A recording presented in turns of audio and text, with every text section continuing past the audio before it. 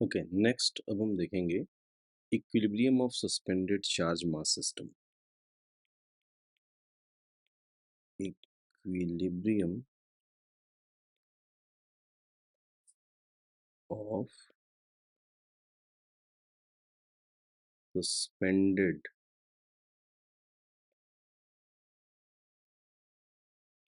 Charge mass system.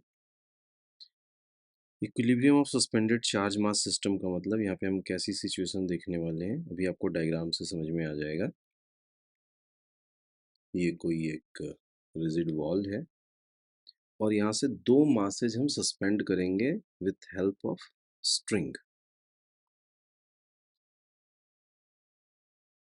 ये दो masses हमने सस्पेंड करना है विथ हेल्प ऑफ स्ट्रिंग। इन दोनों पे कोई सेम नेचर ऑफ चार्ज होगा, लाइक Q एंड Q। और यहाँ पे वर्टिकल के साथ एंगल अगर हम शो करते हैं इक्विलिब्रियम कंडीशन में, तो ये एंगल है दोनों साइड थीटा एंड थीटा। इन बॉडीज का कुछ मास असाइन कर देते हैं। Masses are m q charge, mass m, q charge, mass m। Okay, तो ये तो सिचुएशन है जिसमें कि दो बॉडीज हैं, इन्हें किसी स्ट्रिंग के हेल्प से, ये स्ट्रिंग है, स्ट्रिंग की हेल्प से सस्पेंड किया है। और सबसे पहली बेसिक सी बात जो माइंड में आ सकती है कि ये इस तरीके से स्प्रेड क्यों है, ये सीधे वर्टिकली क्यों नहीं है, ये थीटा एंगल पे इंक्लाइंड क्यों है, और ये इक्विलिब्रियम में कैसे होंगे, इस टॉपिक के बारे में हम समझेंगे यहाँ पे। ओके। गिवन डेटा में एक और चीज़ कंसिडर कर लें कि इनका लेंथ L है और इक्विलिब्रियम कंडीशन में इन चार्जेज के बीच सेपरेशन R है। ओके, सॉरी, R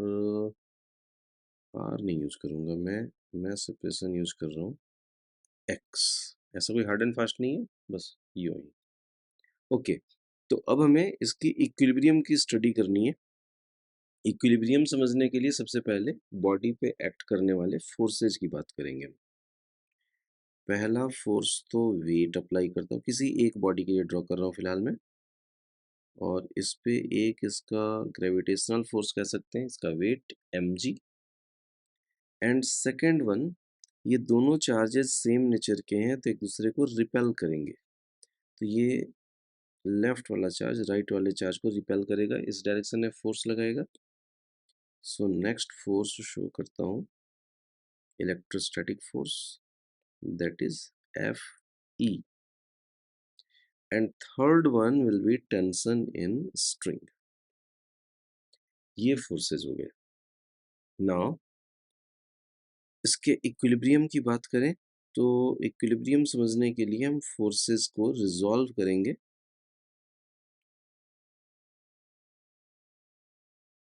टेंशन का एंगल, ये स्ट्रिंग जो है, स्ट्रिंग का एंगल वर्टिकल के साथ थीटा है, सेम स्ट्रिंग है, यहाँ भी वर्टिकल के साथ एंगल देखेंगे तो क्या मिलेगा आपको, थीटा। यानी आपको टेंशन के लिए एंगल मिल गया, this angle will be theta. Now tension के अगर कंपोनेंट्स फाइंड आउट करें हम, तो टेंशन के दो कंपोनेंट्स मिलेंगे, अलोंग एक्स एक्सिस और along y axis. Y axis के अलोंग टेंशन का कंपोनेंट, ये देखिए टेंशन वाली लाइन, स्ट्रिंग, और ये वर्टिकल, इनके बीच में एंगल थीटा है। सो वर्टिकल डायरेक्शन में टेंशन का कंपोनेंट आ जाएगा T cos theta, and horizontal में आएगा टी साइन थीटा। मैंने राइट वाले ब्लॉक का फ्री बॉडी डायग्राम बनाया है, अगर लेफ्ट वाले का भी फ्री बॉडी डायग्राम बनाएंगे तो सेम दिखेगा। ओके, सो इक्विलिब्रियम के लिए अब हम बात करें, इक्विलिब्रियम के लिए एक्स एक्सिस के अलोंग और वाई एक्सिस के अलोंग इक्विलिब्रियम देखेंगे हम।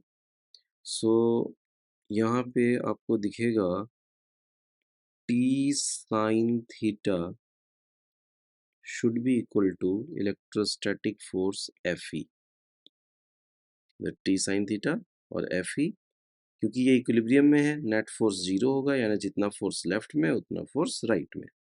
सिमिलरली वर्टिकल इक्विलिब्रियम के लिए जितना फोर्स नीचे उतना फोर्स ऊपर, so we can say that T cos theta equal to mg। अब अगर इन दोनों को हम डिवाइड कर देते हैं, तो डिवाइड करने से आपको क्या मिलेगा, T sine theta upon T cos theta. T sine theta upon T cos theta करेंगे तो टी एंड टी तो कैंसिल हो जाएगा, and sine theta by cos theta equal to tan theta. So divide करने से हमें रिजल्ट कैसा मिलेगा, tan theta equal to F E by M G. Further अगर आप एफ ई की वैल्यू पुट करते हो तो एफ ई का मतलब electrostatic force K Q square by R square, charges Q and Q है और सेपरेशन एक्स है। सो इलेक्ट्रोस्टैटिक फोर्स कितना लिख सकते हैं हम, K Q square by x square M G. Okay, अब यहाँ पे आप छोटी सी बात ये भी नोटिस कर सकते हैं कि अगर x की वैल्यू कांस्टेंट हो और q q मैंने क्योंकि क्वेश्चन में यहाँ डायग्राम में स्मॉल q लिखा है, सो मुझे यहाँ भी स्मॉल q लिखना चाहिए। ओके, हाँ, फर्दर मैं आपसे बेसिक क्वेश्चंस कैसे बन सकते हैं, लाइक देखो k तो हमेशा ही कांस्टेंट होगा और पार्टिकल पे चार्ज अगर गिवन फिक्स है, सेपरेशन फिक्स है, तो उस केस में tan थीटा मास पे इन्वर्सली प्रोपोर्शनल होगा। यहाँ पे मैं क्या कहना चाहता हूँ, आपको मैं थोड़े से टाइम के बाद बताऊंगा कि मैं क्या कहना चाह रहा हूँ कि अगर k कांस्टेंट, q कांस्टेंट और x कांस्टेंट, तो tan theta inversely proportional to mass होगा। इसके बारे में अभी जस्ट थोड़ी देर में हम बात करने वाले हैं। फिलहाल तो मैं रिजल्ट को दोबारा लिख दूं, क्वेश्चन में कई बार थीटा पूछता है। So theta is equal to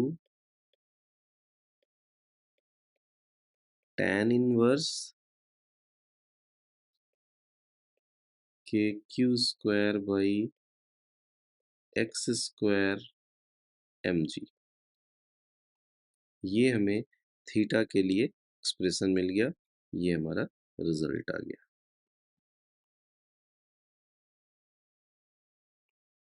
चलिए आगे प्रोसीड करते हैं।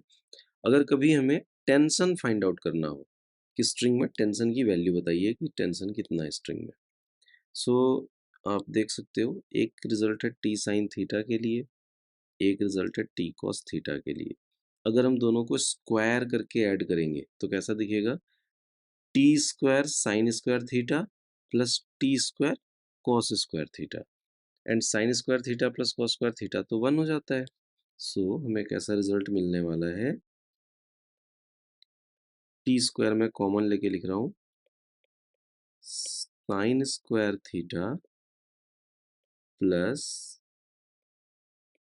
Cos square theta equal to, right side में भी स्क्वायर होगा तो इन दोनों का भी स्क्वायर दिखेगा, F E square plus M G का स्क्वायर। सो यहाँ से sine square theta plus cos square theta की वैल्यू तो 1 हो चुकी। सो हमें रिजल्ट कैसा मिलता है, T square is equal to F E square plus M g square, और you can say T is equal to under root F E square plus M g square.